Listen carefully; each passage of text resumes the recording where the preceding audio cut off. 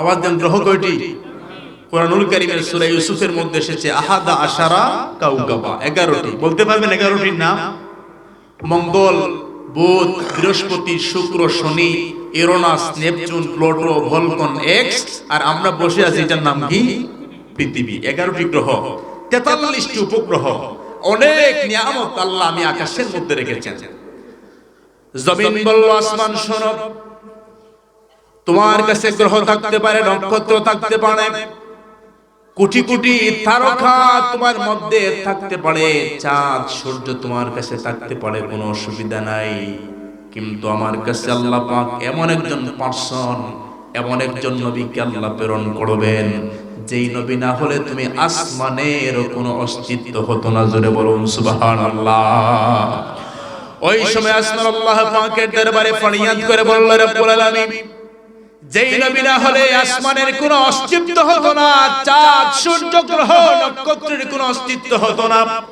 আপনি একটিবার সেই নবীকে আসমানের মধ্যে নিয়ে আসেন, আমরা আপনার হাবিবকে দেখে আমরা ঠান্ডা হব। জোরে বলুন সুবহানাল্লাহ। আল্লাহ পাক আসমানের ফরিয়াদকে তিনি কবুল করে নিলেন। দ্বিতীয় নাম্বার যেই কারণ, সেই কারণ হলো আমার নবীকে আল্লাহ পাক জান্নাত দেখাবেন, জাহান্নাম দেখাবেন। কারণ নবী পৃথিবীতে এসে জান্নাতের কথা বলবেন, আল্লাহ নবী পৃথিবীতে এসে জাহান্নামের কথা বলবেন। এখন নবী যদি জান্নাত না দেখেন, জাহান্নাম না দেখেন, তাহলে নবী কি রকম জান্নাত জাহান্নামের কথা বুঝতেছেন আপনারা? বুঝতেছেন? আল্লাহ জান্নাতও দেখাবেন, নবীকে জাহান্নামও দেখাবেন। এজন্য আমার নবীর একটি নাম হলো শাহিদ। আওয়াজ দিয়ে বলেন, নবীর নাম কি? শাহিদ। আল্লাহ রাব্বুল আলামিন কুরআনুল কারীমের মধ্যে বললেন, ইয়া আইয়ুহান নাবিয়্যু ইন্না আরসালনাকা শাহিদাও ওয়া মুবাশশিরাও ওয়া নাযীরা ওয়া দাঈয়ান ইলাল্লাহি বিইজনিহি ওয়া সিরাজাম মুনীরা। আল্লাহ বললেন, হে নবী, আমি আপনাকে শাহিদ হিসেবে পৃথিবীতে প্রেরণ করেছি। জোরে বলুন সুবহানাল্লাহ। এখন শাহিদ শব্দের অর্থ হলো সাক্ষ্যদাতা। আওয়াজ দিয়ে বলেন, কি শাহিদ শব্দের অর্থ? সাক্ষ্যদাতা, ইসমে ফাইল। এখন আল্লাহ পাক কেন নবীকে শাহিদ বললেন, তার কারণ কি? কেন সাক্ষ্যদাতা বললেন? কারণ আমরা আল্লাহকে দেখি নাই, আল্লাহর সাক্ষ্যদাতাকে নবী মুহাম্মদুর। আওয়াজ দেন, আল্লাহর সাক্ষ্যদাতা কে? এজন্য কোন নবীর কালেমার মধ্যে আশহাদু ছিল না। আশহাদু মানে আমি সাক্ষ্য দিচ্ছি। আশহাদু অর্থ কি? আমি সাক্ষ্য দিচ্ছি। তো সাক্ষ্য কে দেয়? যেই দেখে সেই সাক্ষ্য দেয়। কথা বলেন ঠিক না? না, এজন্য আমার নবীর কালেমা হলো আশহাদু আল্লা ইলাহা ইল্লাল্লাহু ওয়া আশহাদু আন্না মুহাম্মাদান আবদুহু ওয়া রাসূলুহু। আল্লাহ পাক বলেন, আমার নবীর নাম হলো শাহিদ। নবী হলেন আল্লাহর সাক্ষী। কেন? আমরা আল্লাহকে দেখি নাই, আল্লাহকে দেখেছেন আমার নবী, এজন্য নবী হলেন শাহিদ। আমরা জান্নাত দেখি নাই, নবী দেখেছেন, নবী হলেন জান্নাতের শাহিদ। আমরা জাহান্নাম দেখি নাই, নবী দেখেছেন, নবী হলেন জাহান্নামের সাক্ষ্যদাতা। আমরা ফেরেশতাদেরকে দেখি নাই, নবী হলেন ফেরেশতাদের সাক্ষ্যদাতা। আমরা আসমানি কিতাবগুলো দেখি নাই, নবী হলেন সেগুলোর সাক্ষ্যদাতা। শুধু আমার নবী আল্লাহ এবং জান্নাত জাহান্নামের নয়, আল্লাহর নবী হলেন কিয়ামতের কঠিন ময়দানে উম্মতেরও সাক্ষীদাতা। জোরে বলুন সুবহানাল্লাহ।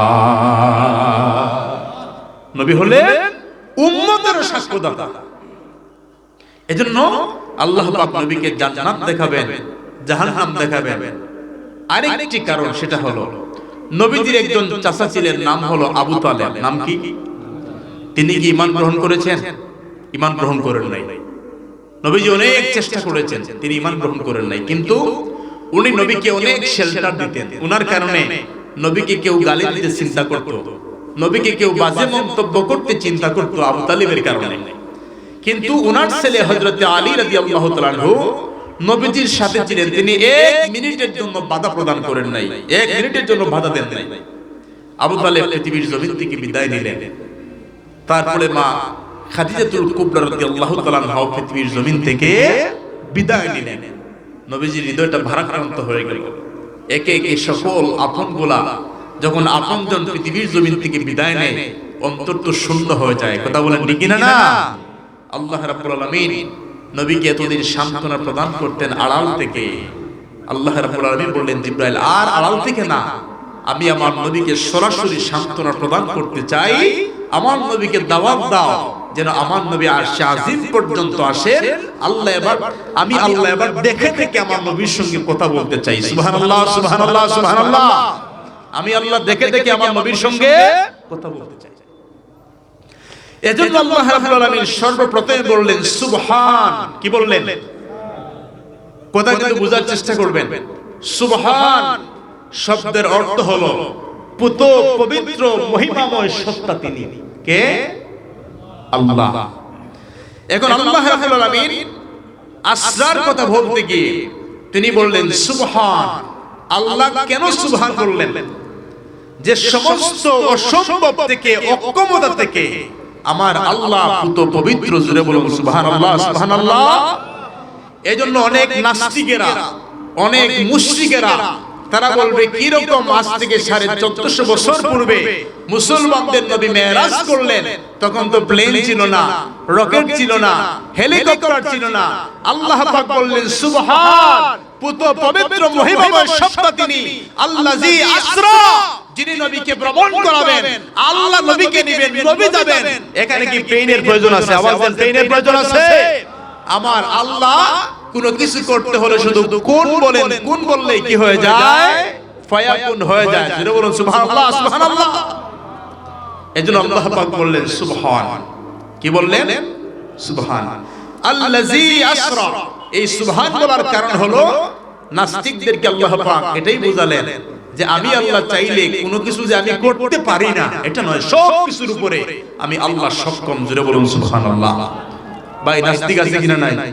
এই যে একটু আগে বললাম, মানে ইমানদার আর নাস্তিক দুইজনকে যদি দুই ধারে রাখা হয়, ইমানদারকে যদি বলেন আপনি কি আপনার রবের পরিচয় জানেন, সে বলবে ভাই কি বলো, আমি চাঁদের দিকে তাকালেও কার পরিচয় পাই, সূর্যের দিকে তাকালেও আল্লাহর পরিচয় পাই, আকাশের দিকে তাকালেও আল্লাহর পরিচয় পাই, তারকার দিকে তাকালেও আল্লাহর পরিচয় পাই, পাহাড়ের দিকে তাকালেও আল্লাহর পরিচয় পাই, সমুদ্রের দিকে তাকালেও আল্লাহর পরিচয় পাই, নদীর দিকে তাকালেও আল্লাহর পরিচয় পাই, গাছের দিকে তাকালেও আল্লাহর পরিচয় পাই, মাছের দিকে তাকালেও আল্লাহর পরিচয় পাই, মাটির দিকে তাকালেও আল্লাহর পরিচয় পাই, নিজের দিকে তাকালেও আমি আল্লাহর পরিচয় খুঁজে পাই। জোরে বলুন সুবহানাল্লাহ সুবহানাল্লাহ।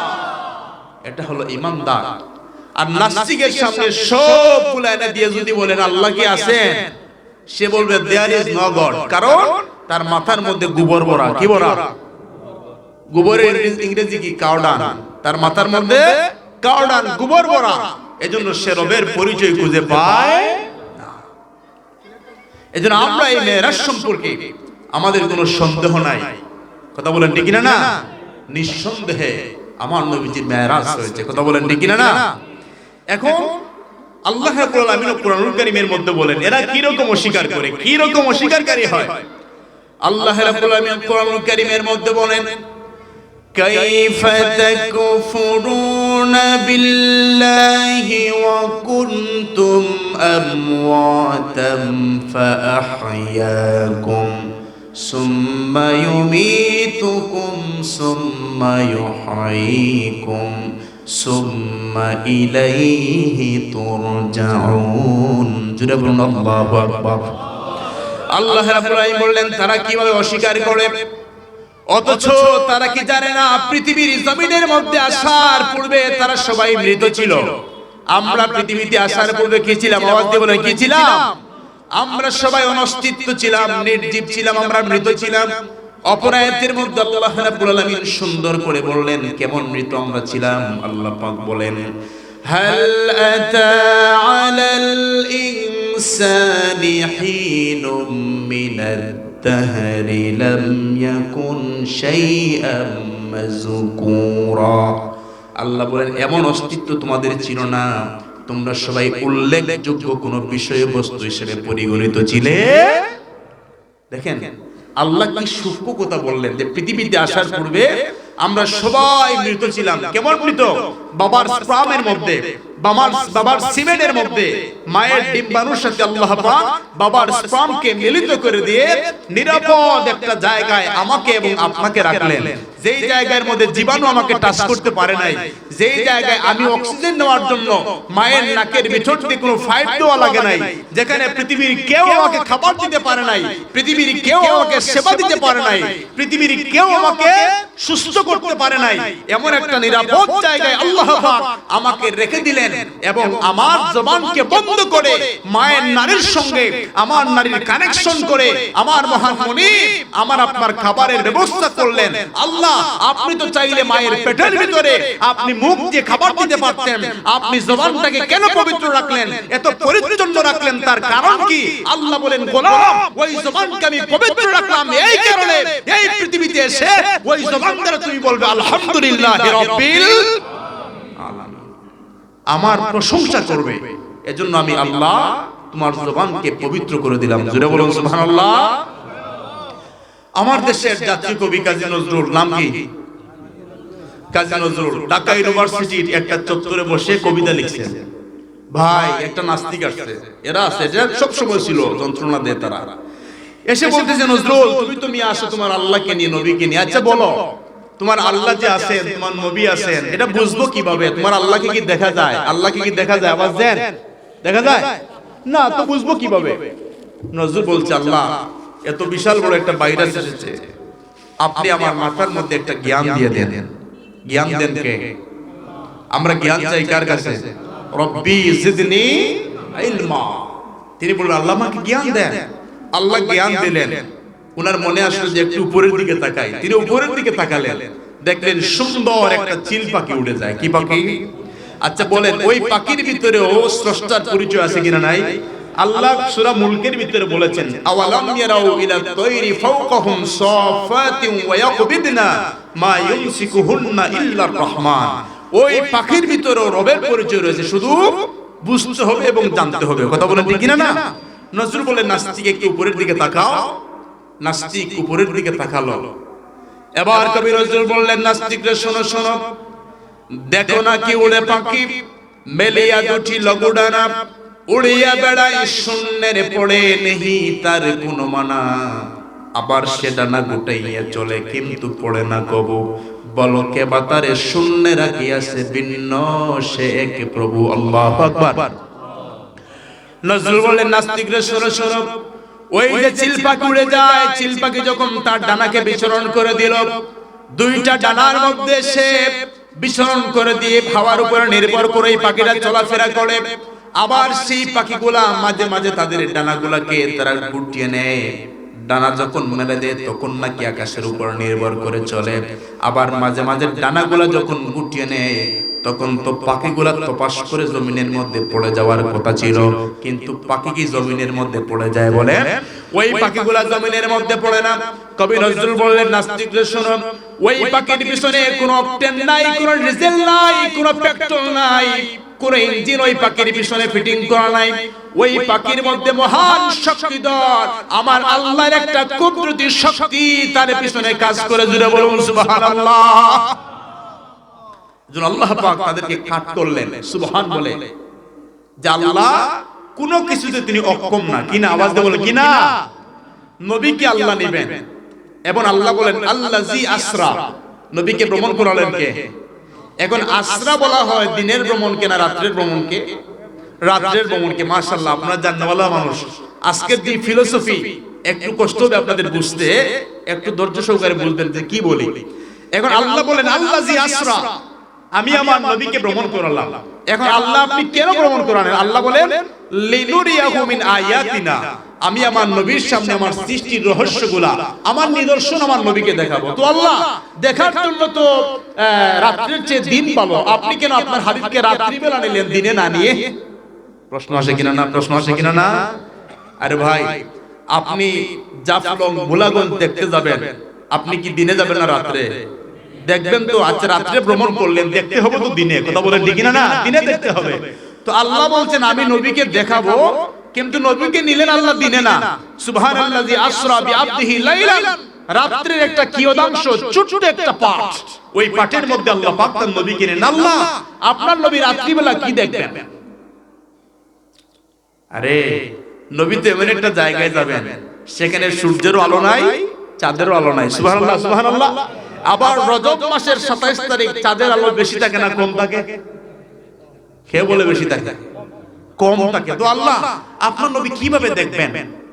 এজন্য এই যে চাঁদ সূর্য, মুসন্নিফ আব্দুর রাজ্জাকের যে হাদিস, আব্দুল্লাহ ইবনে জাবের রাদিয়াল্লাহু তাআলা আনহু থেকে বর্ণিত, আমার নবীর নূর থেকে চাঁদ সূর্য আলো পেয়েছে। জোরে বলুন সুবহানাল্লাহ, সুবহানাল্লাহ। এখন সেই নবী মেরাজে যাবেন, যার নূর থেকে চমক পেয়েছে সূর্য, যার নূর থেকে চমক পেয়েছে চাঁদ, ওই নবী মেরাজে যাবেন, চাঁদেরও প্রয়োজন নাই, সূর্যেরও। এই কোরআন হাদিসকে গবেষণা করে আমার দেশের জাতীয় কবি আশিক রাসূল ছিলেন, আল্লাহওয়ালা ছিলেন, তিনি চমৎকার করে বলেছেন যে কেন চাঁদ সূর্যের প্রয়োজন নাই, নবী মেরাজে যাবেন। তার কারণ কি জানেন? তার কারণ হলো চাঁদ সূর্য গ্রহ তারা নবীর নূরের ইশারা। জোরে বলো মারহাবা। চাঁদ সূর্য গ্রহ তারা নবীর নূরের ইশারা, নইলে যে অন্ধকারে ডুবিত যে এ ধরণী। নবী মোর পরশমণি, নবী মোর সোনার খনি, নবীর নামে জপে যে জন সে তো দুজাহানের ধনী। নবী মোর পরশ, যে নামের সুর ধরিয়া পাকি যায় গান করিয়া, যে নামের সুর ধরিয়া পাকি যায় গান করিয়া, ওই নামে আকুল হলো মৌলায় আমার কাদের ঘনি। নবী মোর পরশমণি, নবী মোর সোনার খনি, নবীর নামে জপে যে জন সে তো দুজাহানের ধনী। নবী মোর পরশ। কথা বুঝতেছেন আপনারা? এখন সেই নবী যাবেন যার কাছ থেকে চাঁদ আলো পেয়েছে, সূর্য আলো পেয়েছে। এখন কি এগুলোর প্রয়োজন আছে? প্রয়োজন নাই। তারপর আল্লাহ পাক বললেন বি আবদিহি। কি বললেন? বি আবদিহি। এখানে যদি বলতেন বি রাসূলিহি তাও শুদ্ধ হতো। তো আল্লাহ পাক বি রাসূলিহি না বলে কেন বি আবদিহি বললেন? তার কারণ কি? তার কারণ হলো বি আবদিহি বলেছেন এই কারণে যে পৃথিবীতে অনেক সায়েন্টিস্ট, অনেক ফিলোসোফার, অনেক দার্শনিক আসবে, এসে তারা বলবে কি জানো? না, মুসলমানদের নবীর মেরাজ তো শ্বশুরিলে হয় নাই, হয়তো স্বপ্ন যুগে হয়েছে। এজন্য আল্লাহ পাক বি আবদিহি বললেন। আব তথা বান্দা, বান্দা হতে বলে বডিও লাগে, রূহও লাগে। কথা বলেন ঠিক না? যেমন 100 বছর পর না দৃষ্টিতে আরো শ্রোতা আসবে, হয়তো আমরা থাকবো না, আজকের বক্তাও থাকবে না, আজকের শ্রোতাও থাকবে না। 100 বছর পর কিছু মানুষ আসবে। কথা বলেন ঠিক না? এখন কি তারা এখন কোন জায়গায় আছে? রূহ জগতে। কোন জায়গায়? তো রূহ জগতে কি তাদেরকে বান্দা বলা হয়, আব্দুন বলা হয়? যখন তারা পৃথিবীতে আসবে, তাদের দেহের সাথে বডি যখন অ্যাটাচড হবে, তখন তাকে আব্দ বলা হবে, বান্দা বলা হবে। এজন্য আল্লাহ পাক বললেন বি আবদিহি। আমার নবীর স্বপ্ন যুগে মেরাজ হয় নাই, স্বপ্ন যুগে নবীর মেরাজ হয়েছে 34 বার। এই মেরাজ হয়েছে আমার নবীর স্বপ্ন যুগে না, আমার নবীর সশরীরে হয়েছে। জোরে বলুন সুবহানাল্লাহ, সুবহানাল্লাহ। এজন্য আল্লাহ পাক বললেন বি আবদিহি। তো আল্লাহ, আপনি আপনার নবীকে নেবেন, নবীর সঙ্গে কথা বলবেন। নবীর বাহন কি হবে? কি দ্বারা আপনি আপনার নবীকে নেবেন? তখন তো প্লেনও নাই, হেলিকপ্টারও নাই। আল্লাহ রাব্বুল আলামিন জিবরাইল আলাইহিস সালামকে ডাক দিয়ে বললেন, জিবরাইল রে শোনো শোনো, আমার বন্ধুকে সিদরাতুল মুনতাহা পর্যন্ত নিয়ে আসার জন্য আমি আল্লাহ পাক জান্নাতের মধ্যে 70,000 বোরাক প্রস্তুত করে রেখে দিয়েছি। কয় হাজার? 70,000 বোরাক আমি প্রস্তুত করে রেখে দিয়েছি রে জিবরাইল। ওই 70,000 বোরাকের মধ্যে যেই বোরাকটা সবচেয়ে বেশি পাওয়ারফুল, যেই বোরাকের মধ্যে সবচেয়ে বেশি পাওয়ার রয়েছে, ক্ষমতা রয়েছে, শক্তি রয়েছে, ওই বোরাকটা আমার হাবিবের জন্য তুমি সিলেক্ট করো, নির্বাচন করো। হযরত জিবরাইল দৌড় দিয়ে জান্নাতের মধ্যে চলে গেলেন। জান্নাতে যাওয়ার পরে 70,000 বোরাক, প্রত্যেকটা বোরাক ডেকে বলে, জিবরাইল আপনি আমাকে নেন, আমি হলাম সবার চাইতে সেরা। আরেকটা বোরাক বলে, জিবরাইল আপনি আমাকে নেন, আমি হলাম সবার চাইতে সেরা। আরেকটা বোরাক বলে, জিবরাইল আমাকে নেন, আমি হলাম সবার চাইতে সেরা। এখন 70,000 বুরাক যদি ডাক দিয়ে বলে আমাকে নেন, আমাকে নেন, আমি নবীর খেদমত করতে চাই, খেদমত করবে কয়টা বুরাক? একটা বুরাক। এখন আপনার পকেটের মধ্যে মাত্র একটা চকলেট আছে, কয়টা চকলেট? এখন 20 জন বাচ্চা যদি এসে বলে আমাকে দেন, আমাকে দেন, আপনি কি করবেন?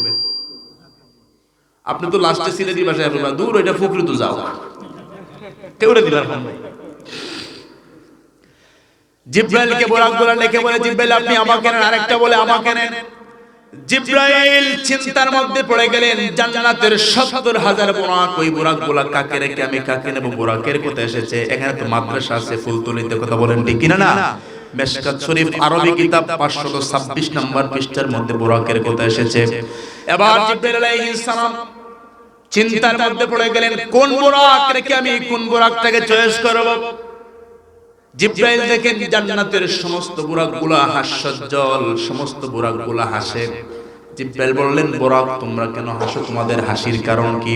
ওই বুরাকগুলো বলে, আমরা কেন হাসি? আমাদের হাসির কারণ হলো আল্লাহ পাক তার নবীকে আরশে আজিম পর্যন্ত নিয়ে যাবেন, এই আনন্দই আমরা হাসি। জুড়ে বলুন সুবহানাল্লাহ।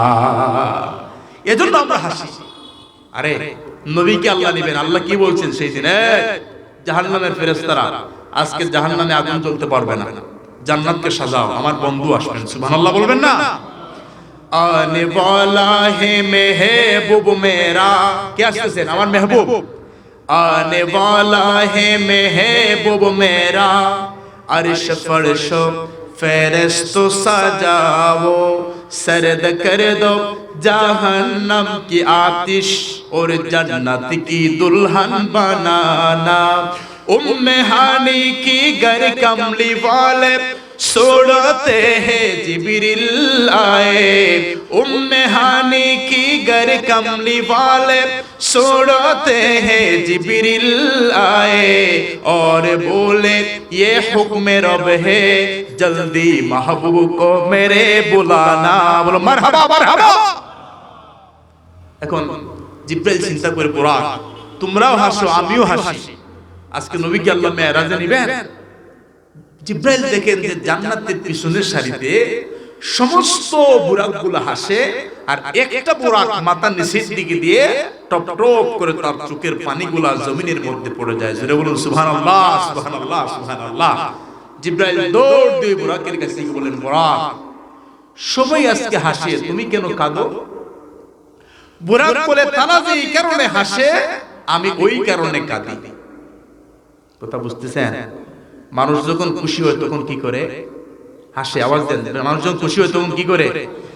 হাসে। মানুষ যখন স্বাভাবিক খুশি হয় তখন হাসে, আরো যখন বেশি খুশি হয় হাসে, আরো যখন বেশি খুশি হয় হাসে, এক পর্যায়ে যখন বেশি খুশি হয়ে যায় আর কি হাসতে পারে, তখন কি করে? কাঁদে। তখন কাঁদে। বুরাক বলছে, তারা যে এই কারণে হাসে আমি ওই কারণে কাঁদি। আমার কান্নার কারণ হলো জান্নাতের বুরাকগুলা যেরকম বলল আমি সেরা, আমি সেরা, আমি এই সেরা শব্দ শুনতে শুনতে আমার মনে হয় আমি সবার চেয়ে দুর্বল। এখন 70,000 বুরাকের মধ্যে যদি আমি বাদ পড়ি, নবীর বিরহ বেদনা, বাদ পড়ার বিরহ বেদনা আমি কি রকম সহ্য করব? এই বিরহ বেদনায় পড়ে পড়ে আমি কাঁদি। জোরে বলুন সুবহানাল্লাহ সুবহানাল্লাহ। এই খেদমতটা যদি হাতছাড়া হয়ে যায়, এজন্য আমি কাঁদি, এজন্য আমি চিন্তা করি। জিব্রাইল বলছেন, বুরাক এতক্ষণ আমি বিশাল একটা পরীক্ষার মধ্যে ছিলাম, এই মাত্র পরীক্ষার মধ্যে ফাঁস করলাম, এই মাত্র পরীক্ষার মধ্যে ফাঁস করলাম। তোমার মধ্যে আমি এমন দুইটা চরিত্র লক্ষ্য করেছি, এমন দুইটি গুণ লক্ষ্য করেছি, যেই দুইটা গুণ আমার রাসূলের কাছে ছিল, আমার নবী পছন্দ করতেন, আল্লাহ পছন্দ করেন। জোরে বলুন সুবহানাল্লাহ। তোমার প্রথম নম্বরের গুণ হলো তুমি হলে বিনয়ী। জান্নাতের সমস্ত বুরাকগুলো বলেছে আমাকে নেন, আমি হলাম সবার চাইতে সেরা, আর তুমি বলেছো আমি বিনয়ী। তুমি কি বলেছো? আমাদের পীর মুর্শিদ আল্লামা সাহেব কিবলা রাহমাতুল্লাহ আলাইহি বিনয়ী ছিলেন। কি ছিলেন? আওয়াজ দিয়ে বলেন, কি ছিলেন? বিনয়ী ছিলেন। ভাই, টাকা দিয়ে মানুষকে ঋণী করা যায় না, কথা দিয়ে মানুষকে ঋণী করা যায় না, ব্যবহার দিয়ে মানুষকে ঋণী করা যায়। কথা বলেন ঠিক কিনা? না। পুরো বাংলাদেশ থেকে জানুয়ারির 15 তারিখ আমিও এসেছিলাম, আমরা এসেছিলাম সবাই। কথা বলেন ঠিক কিনা? না। কেন? তিনি আমাদেরকে ঋণী করেছেন। সাহেব বাড়ি থেকে বলা হয় নাই যারা আসবে তাদেরকে গাড়ি ভাড়া দেওয়া হবে, যারা আসবে তাদেরকে 500 টাকা দেওয়া হবে। কি বলা হয়েছে? কোনো কিছু বলা হয় নাই। কারণ ওই যে সাহেব কিবলার কাছে নবীজির আখলাকে হাসানা ছিল, নবীজির আদর্শের বাস্তব প্রতিচ্ছবি ছিলেন। ওনার ব্যবহারে মানুষ মুগ্ধ হয়েছিল, ওনার আচরণে মানুষ মুগ্ধ হয়েছিল। ওনার ব্যবহার, ওনার আদর্শ মানুষের মনকে জয় করে মানুষ ঋণী হয়েছে। ওই ঋণটা পরিশোধ করার জন্য জানুয়ারির 15 তারিখ এসে জিয়ারত করেও হবে একটু সুদ করতে চায় ঋণ। কথা বলেন ঠিক কিনা? না, ওই ঋণটা একটু সুদ করতে চায়। সাহেব কিবলার এত খেদমত, দিন মাযহাব মিল্লাতের জন্য একটাবার গিয়ে জিয়ারত করলেও কিছু হক আদায় হবে। এজন্য আমাদের সবাইকে শুধু কাহিনী শুনলে হবে না, শিক্ষা নিতে হবে। আমাদের মধ্যে সর্বপ্রথম যে গুণ বিনয়ী, আমাদের মধ্যে আমরা বিনয়ী হতে হবে। কথা বলেন ঠিক কিনা? না, আমাদের অহংকার আমাদের মানায়, অহংকার মানায়। অহংকার কার জন্য মানায়? আল কিবরিয়াউ রিদাই। আল্লাহ বলেন অহংকার হলো আমি আল্লাহর চাদর। নবীজি বলেন মান তাওয়াদা লিল্লাহি রাফাহুল্লাহ। যেই মানুষ পৃথিবীতে যত ছোট হয় আমার আল্লাহ ওই মানুষটাকে তত বড় করে দেন। জোরে বলুন সুবহানাল্লাহ। এজন্য বিনয়ের প্রয়োজন আছে কিনা? নাই। বিনয় দ্বারা আপনি মানুষকে ঋণী করে ফেলবেন, টাকা দিয়ে ঋণী করা যায় না। ও মাইক ব্যবহার যার মুখে আছে